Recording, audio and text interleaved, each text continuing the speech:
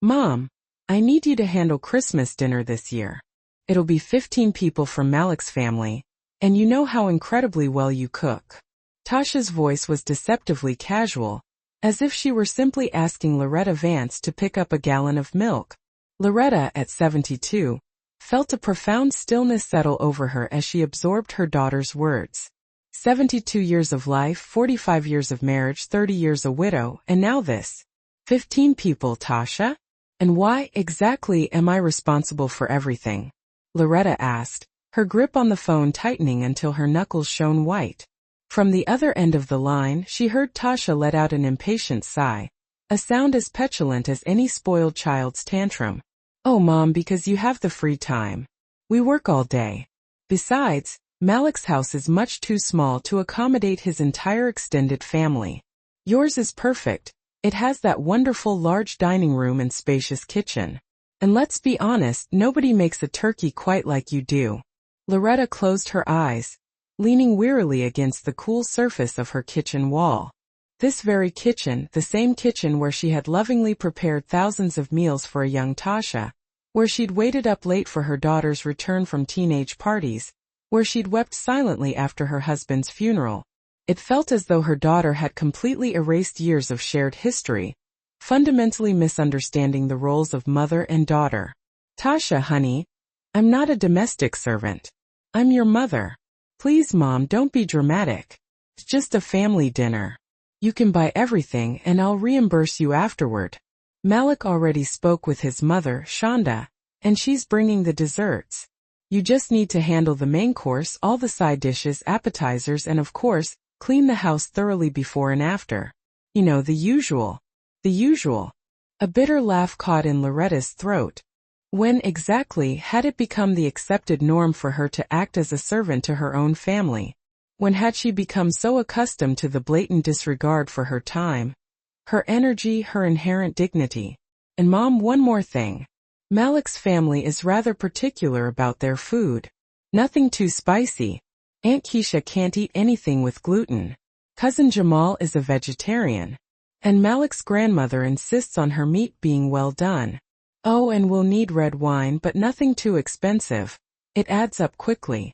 Loretta remained silent, each of Tasha's words landing like a stinging slap. This wasn't just about Christmas dinner. It was the culmination of a lifetime of subtle humiliations, accumulated like persistent raindrops into a torrential downpour. 15 people, so casually mentioned, as if preparing a feast for 15 demanding individuals was as simple as boiling water for tea. And what are you going to do, Tasha, while I'm slaving away in the kitchen for your husband's entire clan? Oh, Mom, I'll be there to help, of course. I don't know. I'll set the table and pour drinks. Malik will be busy attending to his family. You know how these family gatherings can be. Loretta felt a deep crack within her chest. Not a physical one in her heart, but something far more profound. It was the fracture of her patience, the erosion of her infinite capacity to say yes, the shattering of her lifelong need to be the perfect problem-free mother.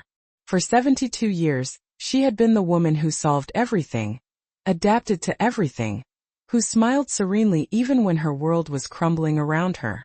Tasha, I have a question for you. When was the last time Malik and his family invited me to something? When was the last time they treated me like the grandmother of their future children, and not as their readily available, unpaid domestic help? Mom, don't start that. They appreciate you very much. It's just, well, you know how Malik is with these things. He's shy. Malik, who had never hesitated to borrow money when he needed to repair his car. Malik, who had never been shy about letting Loretta foot the bill when they all went out to dinner.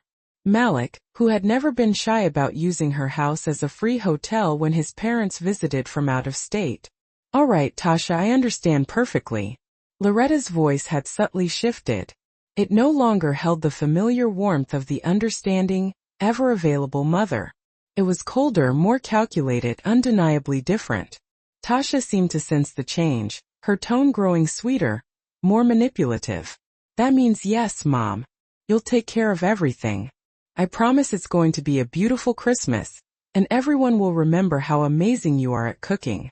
Loretta gazed out her kitchen window at the garden she'd meticulously cultivated for decades, the roses she'd planted when Tasha was a little girl, the rusty swing set where she'd pushed her granddaughter, who now lived in another city and rarely called.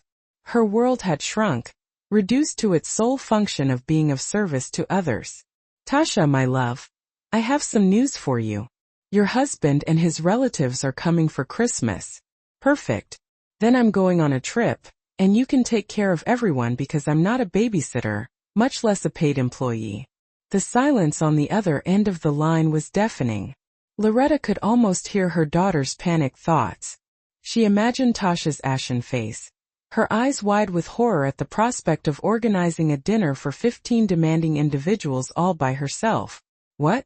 Mom, you can't be serious. A trip? Where? With whom? Mom, this is ridiculous. Everything is already planned. Everything is planned by you, Tasha, without even considering whether or not I wanted to participate in those plans. Loretta hung up the phone with trembling hands, staring at the receiver as if it were some alien artifact. For the first time in decades she had said no. For the first time in her life she had established boundaries. And the feeling was as terrifying as it was liberating. She walked slowly toward her living room, where photographs of a lifetime watched her from the shelves. There was Tasha at 5 years old, in her pink polka dot dress, smiling toothlessly in the garden.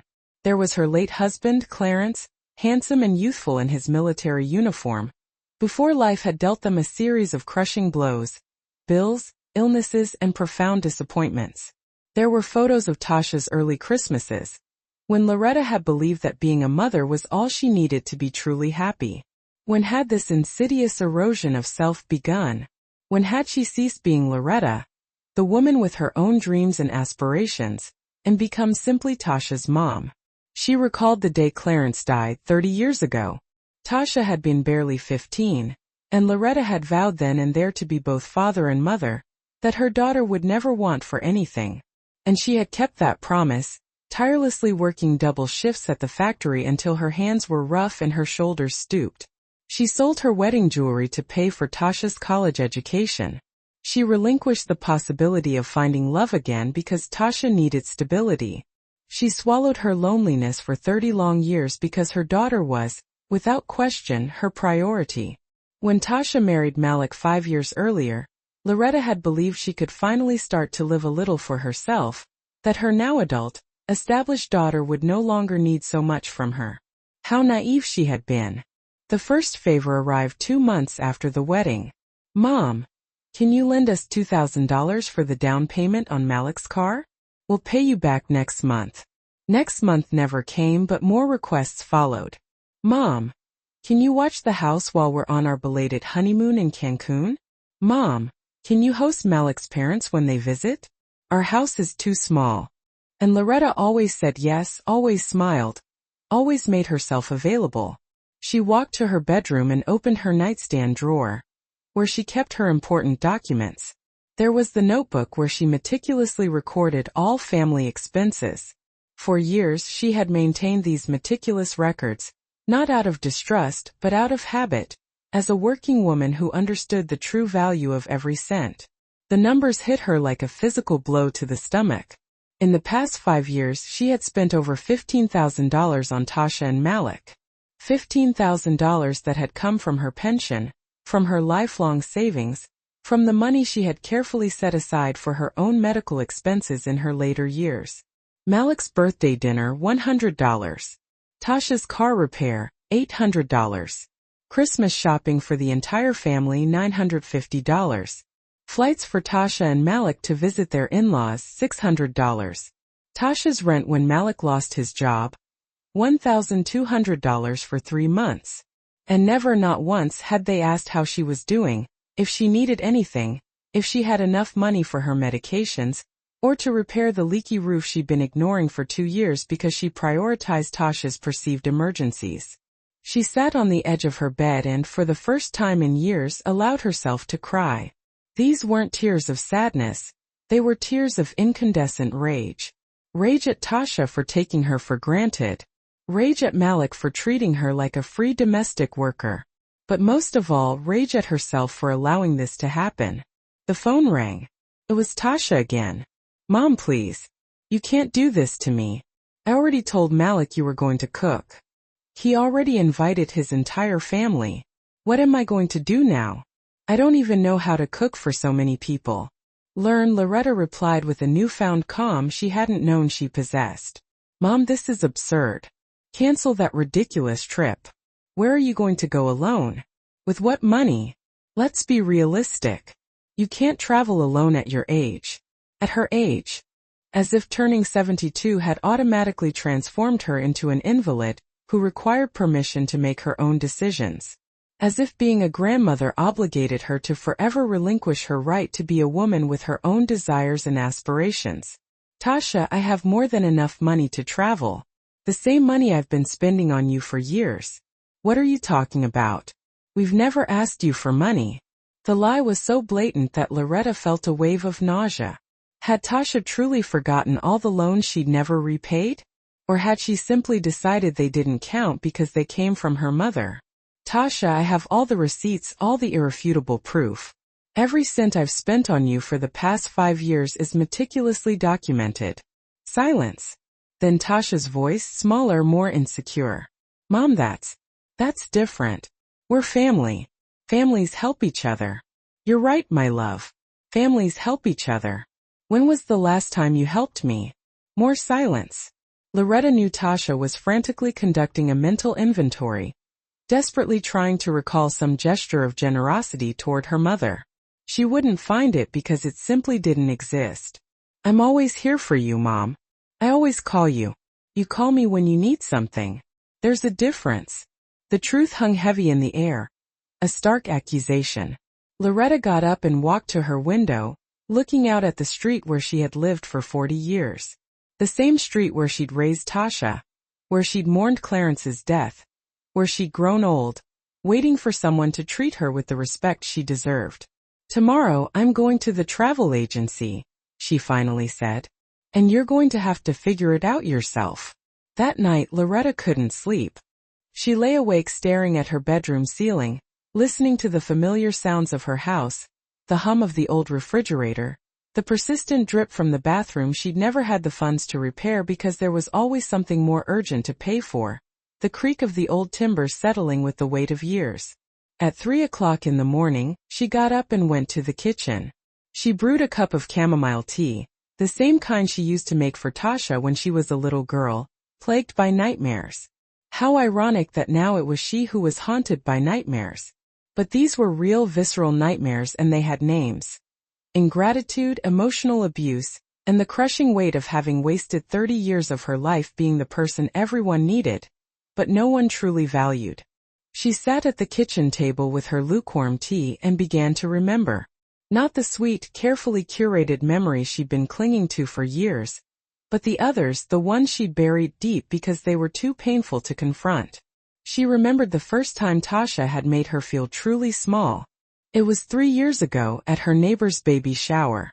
Tasha had arrived late as usual, and when someone complimented Loretta on her elegant new dress, Tasha had said, "Oh yes, Mom bought new clothes.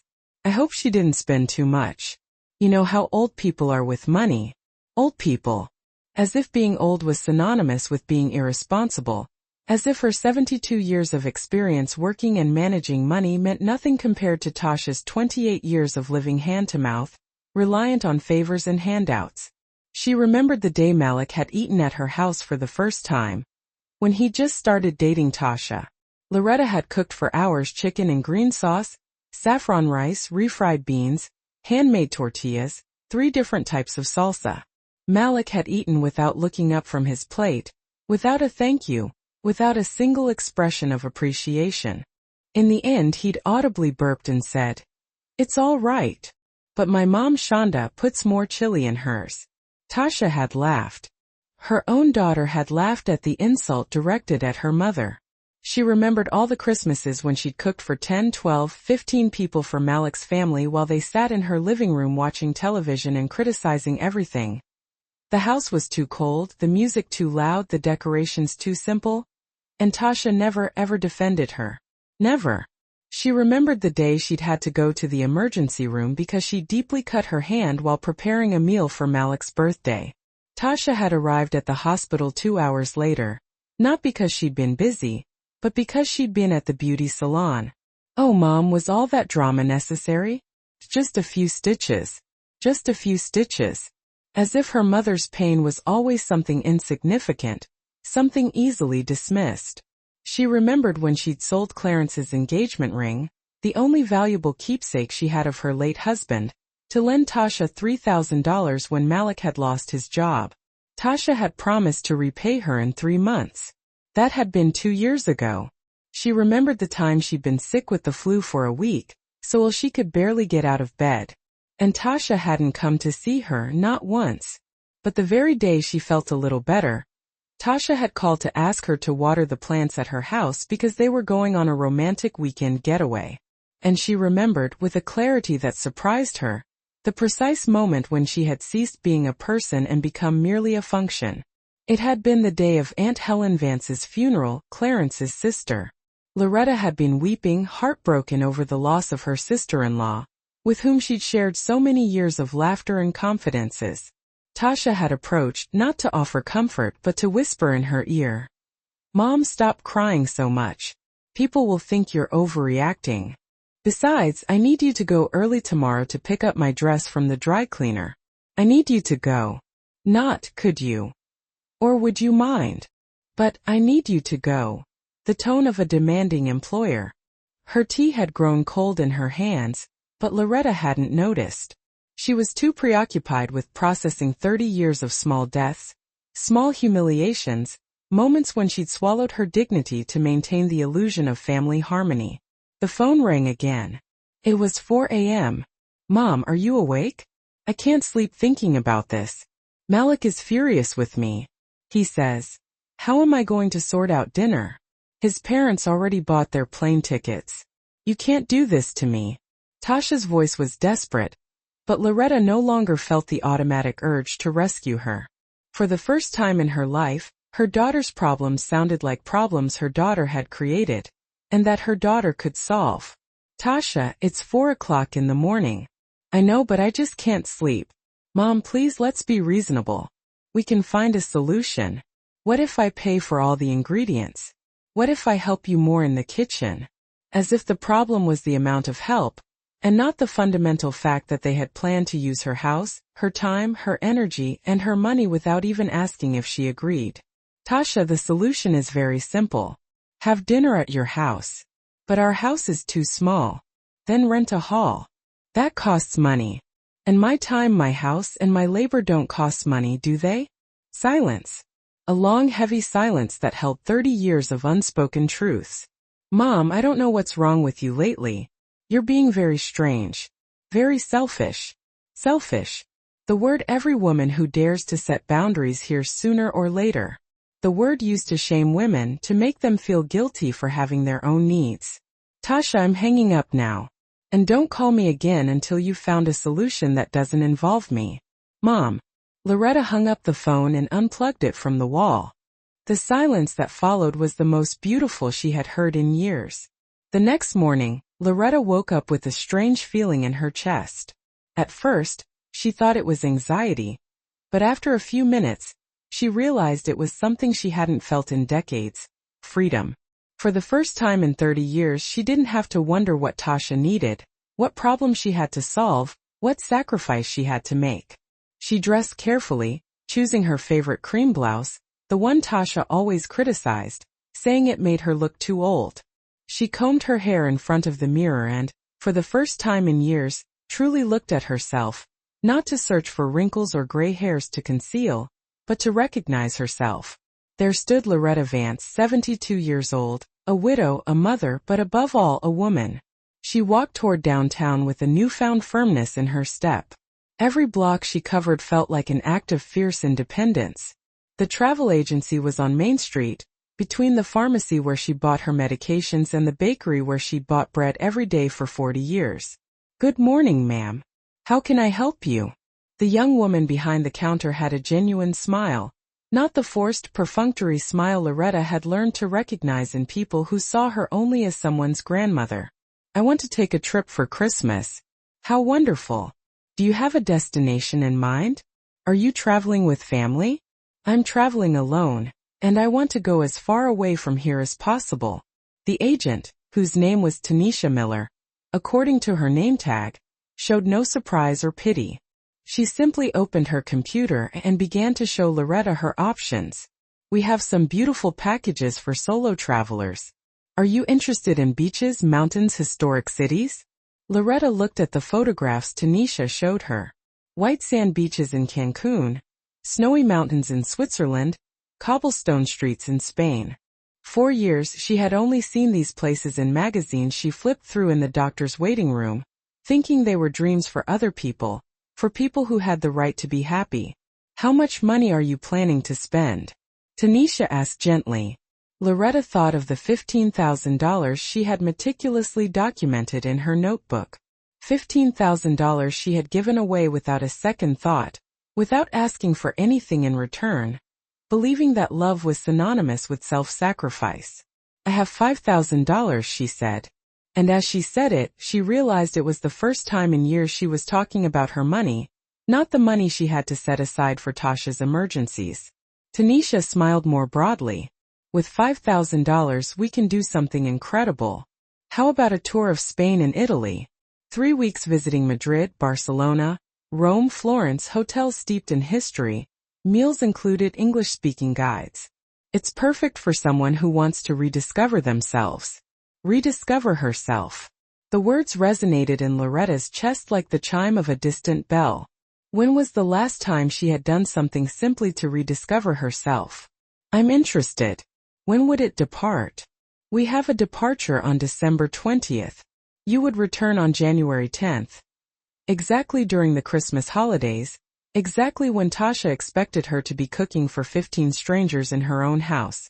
The irony was so perfect that Loretta almost laughed. Do you need to think about it? Tanisha asked. No, Loretta replied without hesitation. I want to book that trip right now. As Tanisha prepared the documents, Loretta felt a mixture of terror and euphoria. It was the most impulsive decision she had ever made, but also the one that made the most sense. For the first time, she was choosing her own happiness over the expectations of others. I need a copy of your passport and a credit card for the deposit, Tanisha said. Loretta took her passport from her purse. It was valid because she'd renewed it last year with the secret hope of someday using it. Tasha had scoffed when she'd found out. Why are you renewing your passport, Mom? Where are you going to go? To Spain and Italy, Loretta thought with a contented smile. I'm going to Spain and Italy. When she left the travel agency with her ticket in hand, she felt like a transformed woman. It wasn't just the trip. It was what the trip represented. The conscious decision to live for herself. Her cell phone rang. It was a message from Tasha. Mom, Malik says if you don't cancel that ridiculous trip, he's going to tell his whole family you're selfish and ruin Christmas. Is that what you want? Loretta read the message twice. The first time with the old ingrained instinct of panic and guilt. The second time with a new cold clarity. Malik, who had never held a job for more than 6 months at a time. Malik, who had lived in her house rent-free for 3 months.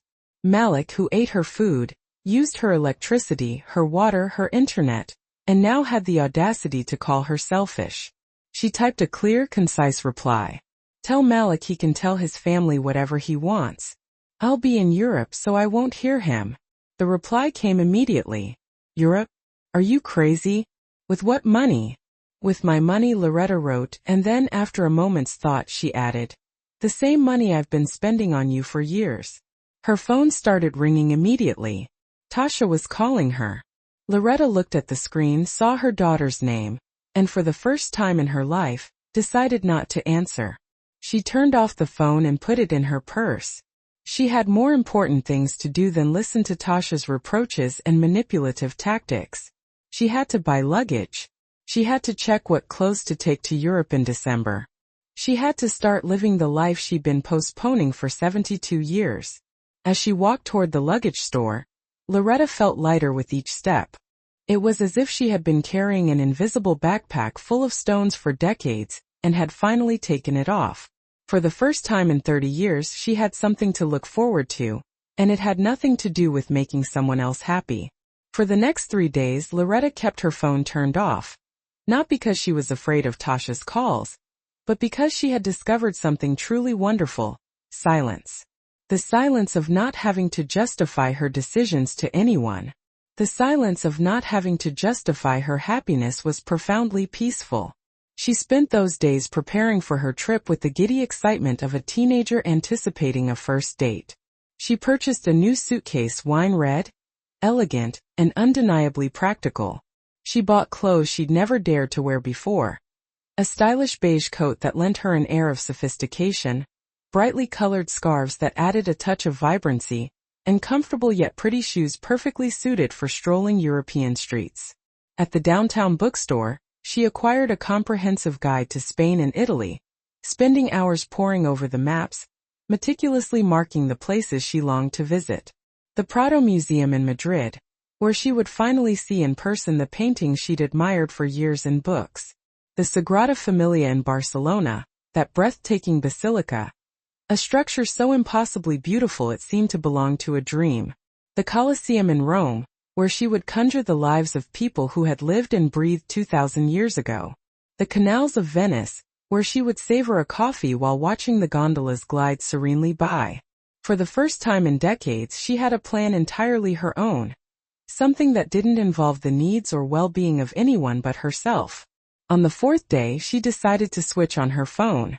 She had 47 missed calls from Tasha, 12 voice messages, and 23 text messages. She read them all with a calm that surprised even her. The messages were a repetitive cycle of escalating anxiety. "Mom, answer the phone," one pleaded.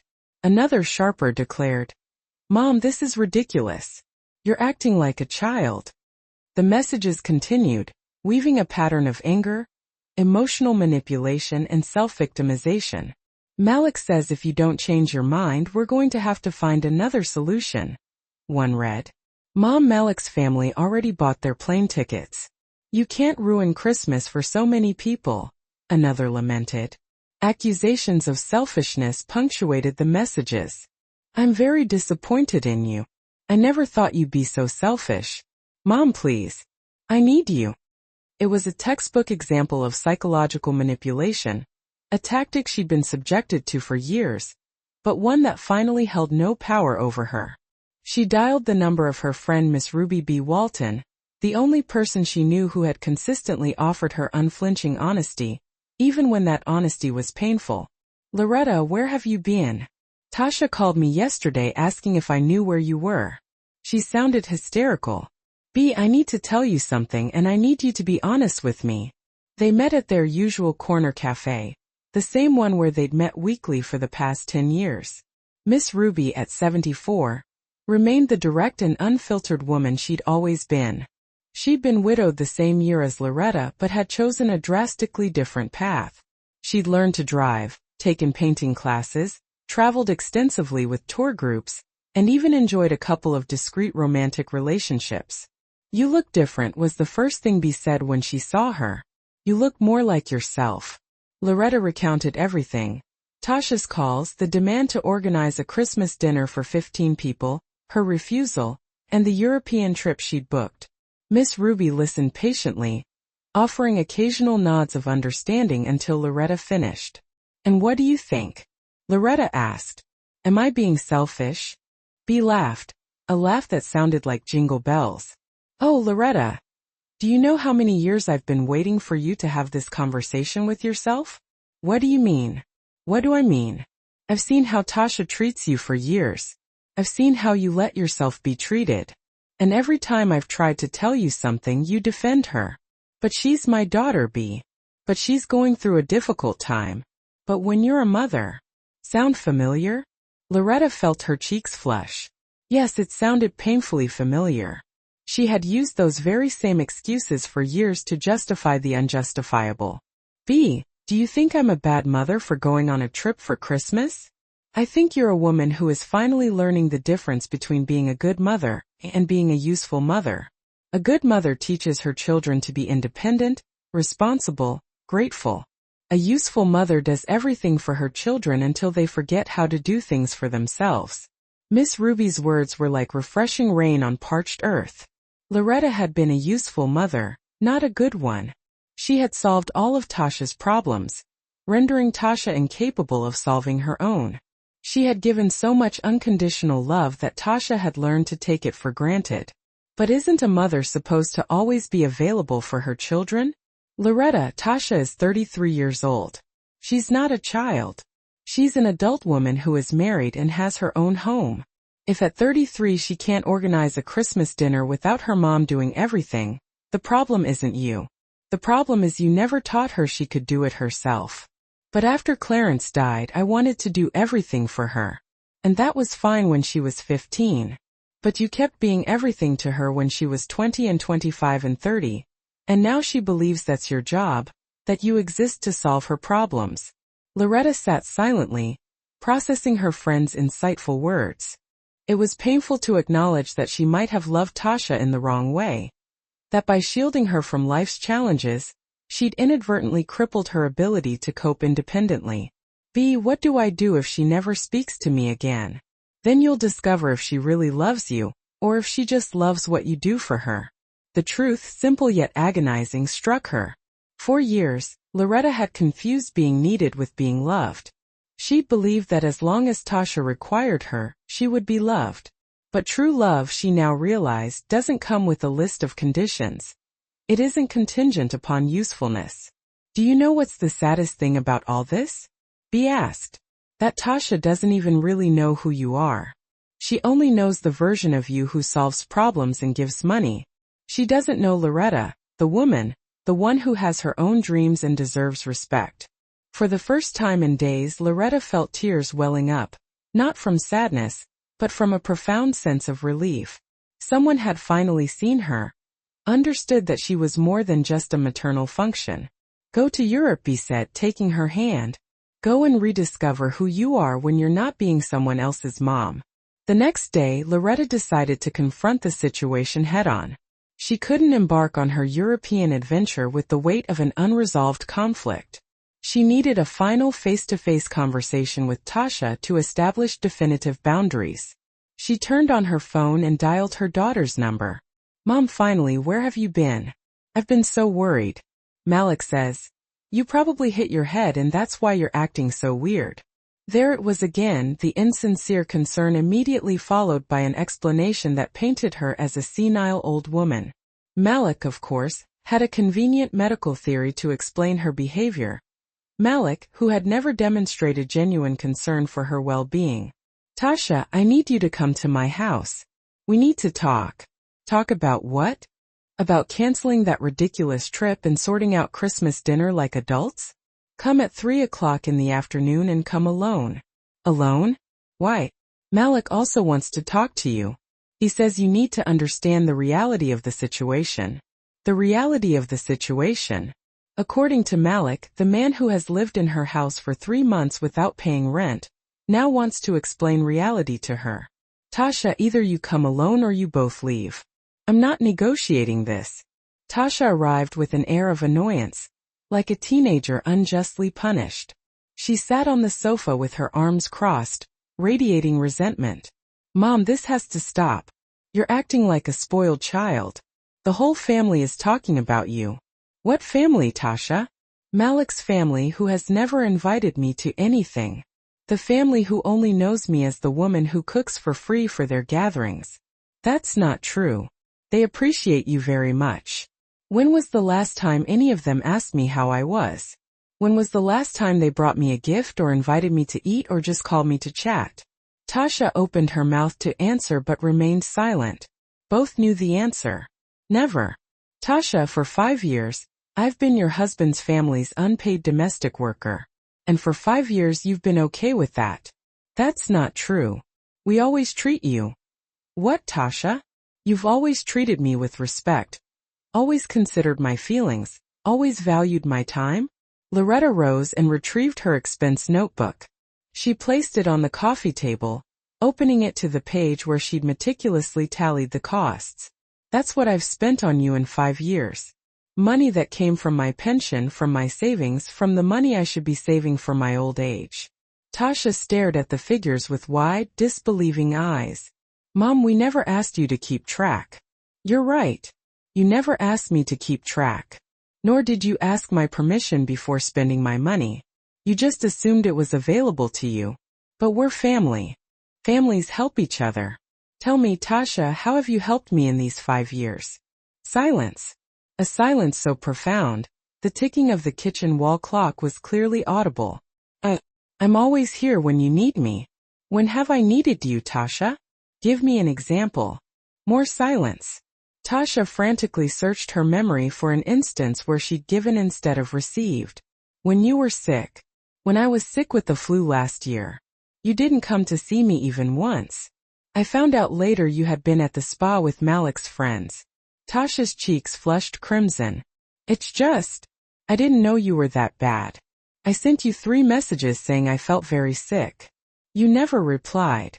Mom, you can't nitpick every little thing. Now, they're not little things, Tasha. They're 30 years of little things that accumulated into a relationship where I give everything and you receive everything. And the day I decide to set boundaries, I'm the bad one. Tasha began to cry, not the genuine tears of remorse, but the manipulative tears of someone accustomed to using them to get her way. Mom, you can't leave for Christmas. You can't leave me alone with this problem. Tasha, you created this problem. You told Malik's family I was going to cook without asking me. You assumed my house, my time, and my money were at your disposal. This isn't my problem to solve. But I don't know what to do. I don't know how to cook for so many people. Learn. Hire a catering service. Order food. There are 100 solutions that don't involve me. That costs money. And my work doesn't cost money, does it? Tasha wiped away her tears and shifted tactics. Mom, if you do this, Malik is going to be very upset with me. He says if his family feels unwelcome, it'll be my fault. Then maybe it's time Malik learns to solve his own family problems instead of delegating them to his mother-in-law. You can't talk about my husband like that. I can and I will. Malik is a 35-year-old man who has never organized a family gathering in his life, because he's always had women do it for him. First his mom, Shonda, now me. When is he going to grow up? Tasha jumped up from the sofa in a rage. I see what's happening. You're jealous because I'm not just yours anymore. You're jealous of Malik. The accusation was so absurd, Loretta almost laughed. Tasha, I'm not jealous of Malik. I'm tired of being his free domestic worker. You know what, Mom? Go on your stupid trip. We'll sort this out without you. And when you come back and feel lonely, don't come crying. Tasha stormed out, slamming the door with such force that the entire house trembled.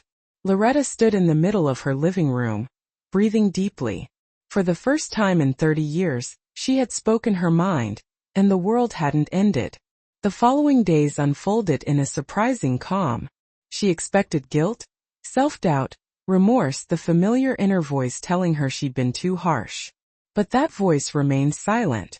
Instead, she felt a profound sense of peace, a feeling she hadn't experienced in decades. She awoke each morning without the anxiety of anticipating Tasha's next crisis. She savored leisurely breakfasts, reading the newspaper from cover to cover, a luxury she'd forfeited for years while rushing to quell family emergencies. She took unhurried walks in the park, noticing details she'd long overlooked. The autumnal hues on the trees, elderly couples feeding the ducks, children playing with a joyous abandon she'd forgotten existed. One afternoon, while preparing her clothing for the trip, the doorbell rang. She anticipated it might be Tasha, perhaps apologizing, or perhaps attempting one last manipulative maneuver. But when she opened the door, she was met with an unexpected visitor. Shonda, Malik's mother. Shonda, a 68-year-old woman, elegant and reserved, had always treated Loretta with polite distance. In 5 years, their conversations rarely exceeded 10 minutes. Loretta, sorry to come without warning, but we need to talk. Of course, Shonda, come in. Shonda entered and settled onto the sofa with the stiff posture of someone embarking on an unpleasant mission. Loretta, Tasha told me about the situation, about your decision to go on a trip for Christmas. Yes, I'm going to Spain and Italy. It's something I've wanted to do for years. I understand you want to travel, but don't you think the timing is inappropriate? We already have everything planned. My family already bought their plane tickets.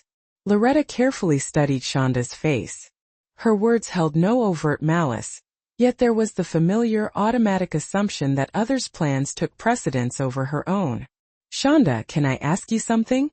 In these 5 years, how many times has your family invited me to something? Shonda blinked. The question clearly caught her off guard. Well, we've always appreciated you opening your home for family gatherings. That's not what I asked. I asked how many times you've invited me to something, to your house, to a restaurant, to a celebration where I was the guest and not the hostess. A long silence stretched between them. Shonda looked down at her hands, clearly uncomfortable. Loretta, we always thought you enjoyed being the hostess. You're such a good cook and your house is so welcoming. Shonda, for 5 years I've cooked for your family every Christmas, every birthday, every special occasion.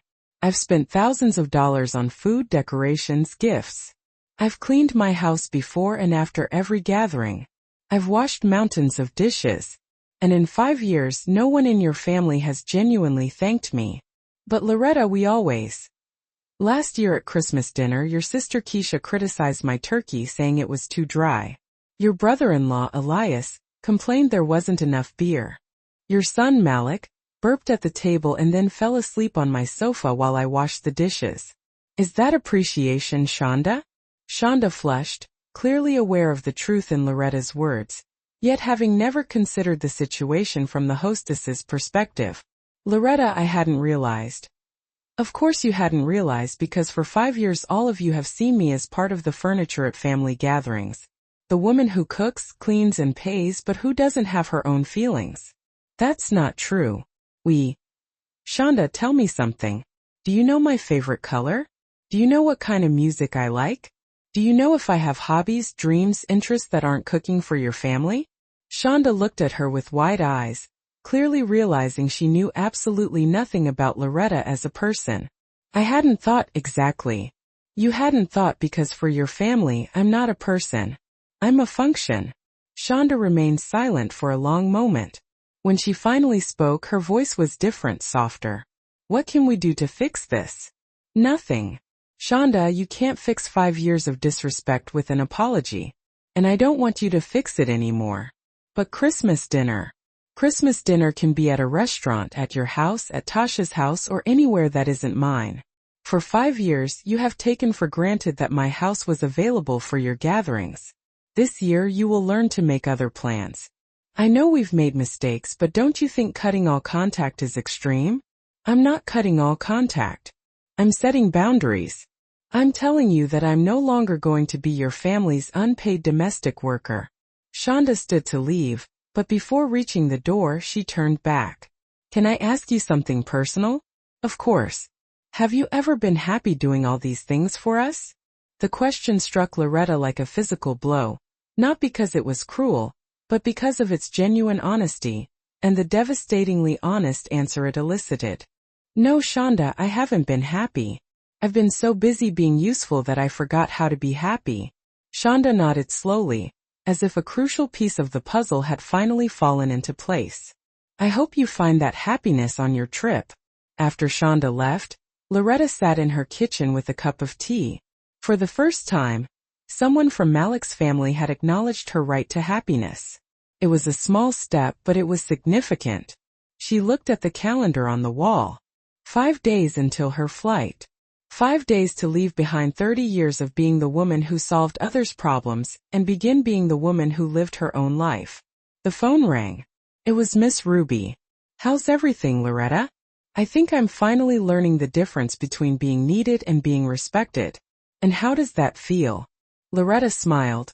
A genuine smile, invisible to Miss Ruby but palpable through the phone. It feels like freedom. The day before her flight, Loretta woke with a childlike anticipation she hadn't felt since Christmases long past. Her suitcases were meticulously packed, her documents neatly organized, and she had the perfect outfits planned for every occasion she'd imagined. But more important than all that, she possessed something she'd lost decades ago. Hope. She bathed leisurely, selected her favorite dress, the terracotta color Tasha always criticized as too flashy, and applied makeup, not to appear younger or to conceal wrinkles, but to celebrate the woman she'd rediscovered. Each line on her face told a story, and for the first time in years she was proud of that story. As she enjoyed her final breakfast coffee at home, the doorbell rang. Her heart quickened, thinking it might be Tasha, seeking reconciliation. But when she opened the door, she found something entirely unexpected. An older gentleman, elegant and bearing a bouquet of flowers. Mrs. Loretta Vance. Yes, that's me. My name is Mr. Johnson Hawthorne. I'm Tanisha's father, the travel agent who organized your trip to Europe. Loretta looked at him confused. Why would Tanisha's father be at her door?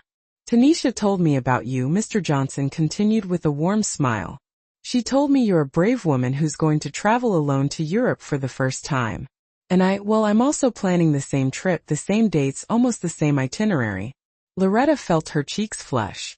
And I was wondering if you'd like some company, not for romance or anything pushy, he quickly clarified, noticing the surprised expression on her face. Just to have someone to share a meal with once in a while, someone to take your picture when you're in front of the Leaning Tower of Pisa. It was so unexpected, so outside the realm of her expectations for her trip, that Loretta was momentarily speechless. For months she'd envisioned this journey as her declaration of independence, a moment of chosen solitude. Yet here stood Mr. Johnson, offering something she hadn't considered. Companionship without obligation. I don't know what to say. I wasn't expecting this. Tanisha showed me a picture of you when you were at the agency. Not to invade your privacy, he hastened to explain, but because I had told her I hoped to meet interesting people on the trip. She told me, you had a smile that showed strength and sadness at the same time. That description intrigued me. Loretta truly looked at Mr. Johnson for the first time. He was probably 75, with neatly combed silver hair, kind eyes behind elegant glasses, and a posture that spoke of dignity without arrogance. He wore a brown wool sweater and well-pressed trousers. He wasn't conventionally handsome, but there was an aura of calm and respect about him. Can I ask why you're traveling alone? My wife died 2 years ago, cancer. During the last year of her illness, I promised her that if she left before me, I wouldn't stay home feeling sorry for myself. I promised her I would travel, that I would see places, that I would live for both of us. His voice softened with emotion. This is my first big trip without her. Loretta felt an instant connection to his story. Both were escaping versions of themselves they no longer wished to be. Both sought self-discovery in distant lands. And what do you hope to find in Europe? Mr. Johnson smiled. I hope to find the man I was before I became just Maria's husband. I hope to remember what I liked to do when I wasn't taking care of someone else. His words resonated deeply within Loretta's heart, echoing her own unspoken sentiments. Mr. Johnson, I have to be honest with you. This trip is very important to me. It's the first time in 30 years I'm doing something completely for myself. I don't want to compromise it with romantic expectations. Oh, Mrs. Loretta, he interrupted gently. I don't want complications either. I just want the possibility of sharing an intelligent conversation once in a while, and having someone tell me if I have food in my teeth after eating pasta in Rome. Loretta laughed. A genuine laugh that startled even her. It had been so long since she'd laughed freely, without reservation or self-consciousness. You know what, Mr. Johnson? I think I'd like that company. Seriously? Seriously, but with one condition. Tell me. Each of us pays our own expenses. No old-fashioned chivalry where the man feels obligated to pay for everything. I have my own money and I want to use it. Mr. Johnson smiled broadly. Mrs. Loretta, I think we're going to get along very well. He presented her with the flowers, simple, beautiful white and yellow daisies, and departed, not before giving her his card with his phone number and hotel details in Madrid.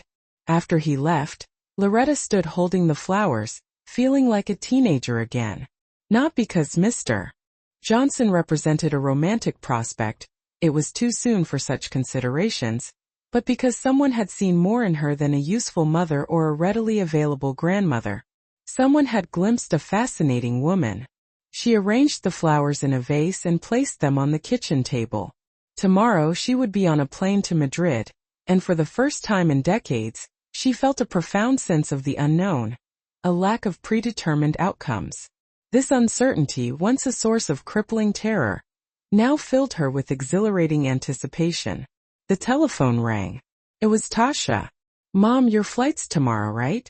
"Yes, tomorrow." There was a lengthy silence. "Mom, I don't want you to leave angry with me." "I'm not leaving angry, Tasha. I'm leaving free. Can we talk when you get back?" "We can talk when you're ready to truly listen." Another pause filled the air, heavy with unspoken emotions. "I love you, Mom." "I love you too, Tasha. But I'm no longer going to confuse love with unlimited availability." After disconnecting the call, Loretta prepared her final dinner at home before her trip. It wasn't anything extravagant, just a simple soup and salad. She ate slowly, savoring each bite, mindful that tomorrow she would be enjoying a meal in the vibrant city of Madrid. For the first time in 30 years, she possessed something entirely her own, a future brimming with untold possibilities. 3 weeks later, Loretta found herself seated on a charming little terrace, overlooking the sparkling Mediterranean Sea in Barcelona. In her hand, she held a cup of café con leche, the taste precisely as she had envisioned it. The warm late Mediterranean sun caressed her face as she wrote in a new journal she purchased in Madrid, an activity she hadn't engaged in since her teenage years. "Day 21 in Europe," she inscribed in her neat script. "Today I understood something important. Happiness is not a prize you receive after years of sacrifice. Happiness is a choice you make every day." Mr. Johnson approached, carrying 2 ice cream cones, a lemon one for her and a chocolate one for himself. Over the course of these 3 weeks, they had cultivated a comfortable and easy friendship. He proved to be the ideal travel companion, cultured without pretension, humorous without being a buffoon, attentive without being intrusive. They had strolled together through the Prado Museum, gotten delightfully lost together in the labyrinthine streets of Rome, and shared hearty laughter when his attempt at speaking Italian with a Spanish accent resulted in his inadvertently ordering cheese-filled shoes instead of cheese-filled pasta. "Writing your memoirs?" Mr. Johnson inquired, settling into the chair beside her. "Writing my new story," Loretta replied, a subtle smile playing on her lips. "The one that starts at 72. Her phone had buzzed repeatedly throughout the trip. Messages from Tasha, some desperate pleas, others laced with fury, and still others employing manipulative tactics. During the initial days she had read each message, experiencing twinges of guilt. However, gradually a new perspective had taken root. Tasha's problems were no longer emergencies demanding her immediate intervention. They were lessons Tasha needed to learn on her own. The most recent message, sent 2 days prior, was notably different. "Mom, we had to cancel Christmas dinner. Malik and I had a huge fight about who was going to handle everything. In the end, we decided we weren't ready to organize something so large. His parents are disappointed with us. Not with you. I think I understand a little better why you left. I hope you're doing well." Loretta reread that message 3 times. She felt no surge of triumph or self-satisfaction, only a quiet confirmation that she had made the correct decision. Tasha was learning, perhaps for the first time in her adult life, that actions have repercussions, and that there wouldn't always be someone else to effortlessly solve her problems. "What are you thinking about?" Mr. Johnson asked, noticing her pensive expression. "That for 70 years I believed my self-worth hinged on my usefulness to others. I believed love was earned by being indispensable. And now I know that true love doesn't have to be earned. It either exists or it doesn't. And people who truly love you don't disappear when you stop being useful." Mr. Johnson nodded understandingly. Throughout their 3 weeks together, they had engaged in many profound and meaningful conversations. He had shared his experiences of caring for Maria, describing how he had gradually lost his sense of self in his pursuit of being the perfect husband. She, in turn, had recounted her 30 years of striving for maternal perfection, only to realize that this perfection had rendered her invisible as an individual. "Do you know what's the strangest thing?" Loretta remarked thoughtfully. During this entire trip, I haven't cooked a single meal for anyone else, and I don't miss it. I thought I would miss it, but I don't. What do you miss? I miss the version of myself that existed before I became a maternal function. The woman who read books for pleasure, who had her own opinions about movies, who dreamed of traveling. That woman was asleep for 30 years, but she wasn't dead.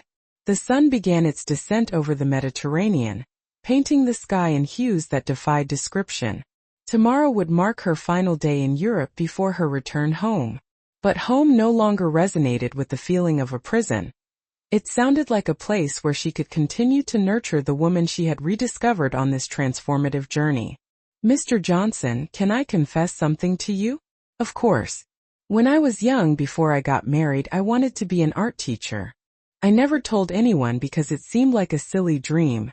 After I got married, after Tasha was born, after Clarence died, there were always reasons to postpone that dream. And now I think 72 years is not too late to be who I always wanted to be. Mr. Johnson smiled, a genuine and heartwarming smile. You know what? I have a confession too. I always wanted to learn to play the piano. Maria used to say we were too old to learn new things. What do you plan to do about it? I think I'm going to buy a piano. They laughed together. A shared laughter that spoke volumes. The laughter of two people who had discovered that life doesn't necessarily conclude at the age of 70. Perhaps, in some paradoxical way, it's only just beginning. That night, Loretta remained awake in her hotel room, gazing out the window at the twinkling lights of Barcelona. Tomorrow she would return home, but not as the same woman who had departed. She would return as Loretta Vance, not merely as Tasha's mother or Malik's former unpaid domestic help. She would return as a woman who had learned that saying no wasn't selfish. It was a vital act of self-preservation. Her phone vibrated. A message from Beth. How's the new Loretta? She replied. The new Loretta is learning that it's never too late to start a new life. The following day on the plane back, as she watched the European landscape shrink beneath the clouds, Loretta wrote in her journal. Today I don't need permission to live. Today, I know that respect is not begged for. It is demanded. Today, I understand that freedom is not doing what you want but not doing what you don't want. And tomorrow when I land at home, I will begin the rest of my life. She closed the journal and leaned back in her seat. For the first time in 72 years, the future belonged entirely to her. It wasn't revenge, it was liberation. And it felt precisely like flying. 6 months after my return from Europe, I am sitting here in my new art studio, my hands stained with acrylic paint, my heart lighter than it has been in decades. I never imagined that at 73 I would be learning to mix colors and discovering that I possess a natural aptitude for painting landscapes. The house feels different now. It is no longer a place where I anxiously await desperate calls or unexpected visits requesting favors. It is my sanctuary, my personal haven, where every object is precisely where I want it to be, and every decision is unequivocally mine. The silence no longer frightens me. It envelopes me in a comforting embrace. Tasha and I still talk, but our conversations have transformed. Initially it was challenging. There were tears, recriminations, and mutual accusations. However, a significant shift occurred when I ceased defending myself and simply maintained my boundaries. She had to learn to interact with me as a person, not as an inexhaustible resource. She is still on this learning curve, but demonstrable progress is evident. She now inquires about my well-being before launching into her own problems. She invites me to lunch without the unspoken expectation that I will foot the bill. These are seemingly small changes, yet they hold profound significance. Malik? Well, Malik remains Malik, but he's no longer my problem. Tasha is slowly, albeit painfully, learning that her husband's issues are her husband's responsibility, not her mother-in-law's. It has been a costly lesson for her, but an undeniably necessary one. Mr. Johnson visits me once a week. We drink tea, share anecdotes from our respective classes. He did indeed purchase his piano and is diligently learning to play. And sometimes we go to the movies, simply enjoying each other's company without the weight of complex expectations. I don't know if our connection will ever evolve into something more. And for the first time in my life, that uncertainty feels beautiful rather than distressing. I have learned that self-love is not selfishness. It is emotional survival. For years I mistakenly equated sacrifice with love, believing that the more I gave, the more loved I would be. Now I understand that true love flourishes when both individuals respect each other enough to preserve their individual identities. My bank account has seen a considerable increase. When you stop functioning as the family bank, it's astonishing how much money you accumulate. I've used some of these savings to renovate my house, to fund my painting classes, and to indulge in small luxuries I once considered unnecessary. A monthly massage, new books, fresh flowers adorning my table. Things that elevate each day into a celebration of being alive. The most surprising revelation has been the discovery that I wasn't invisible. I had simply ceased seeing myself. When I began to value myself, others also started to do so. My neighbors greet me with a newfound warmth. The butcher inquires about my paintings. The librarian sets aside art books specifically for me. I have learned that establishing boundaries doesn't invariably destroy relationships. It either strengthens them or eliminates them. And both outcomes are ultimately positive. Relationships that improve become more authentic. Those that dissolve were likely not worth preserving.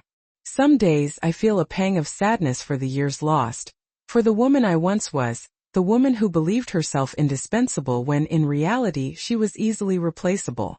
But this sadness no longer paralyzes me. I acknowledge it, embrace it, and then gently release it. The past has taught me that the present belongs unequivocally to me. I gaze at my hands as I write this, hands that cooked countless meals for people who took them for granted. Hands that cleaned up messes I didn't create. Hands that signed checks to support the dreams of others. Now these same hands create art, articulate my own thoughts, and applaud my personal accomplishments. The woman who boarded that plane to Madrid was a retired domestic worker who had forgotten her own name. The woman who returned is Loretta Vance, artist, traveler, friend. A complete woman who requires no one's approval to validate her existence. I still wake up each morning without a precise roadmap for the day. But now that uncertainty is thrilling, not terrifying, because I have finally learned the most crucial lesson of all. That I deserve to author my own story, and that it's never too late to rewrite the ending. If you enjoyed my story, please consider supporting me by sending a super thanks, so I can continue to create stories like this. Thank you so much in advance. What about you? What would you do in this person's shoes? I genuinely love to hear your thoughts, so please share them in the comments. I'm always eager to hear your perspectives. Oh, and let me know where you've heard this story. If you want to hear more life stories like this, please like the video and subscribe to my channel. Many more are waiting for you. Big hugs and see you next time. Loretta felt her chest tighten as the years of sacrifice replayed before her eyes. This Christmas wasn't just another dinner. It was the breaking point. No longer the silent, ever-obliging mother, she would shock everyone with a decision that would forever change how her family saw her. What they didn't realize was that Loretta had a plan, a secret, and the courage to finally claim her freedom.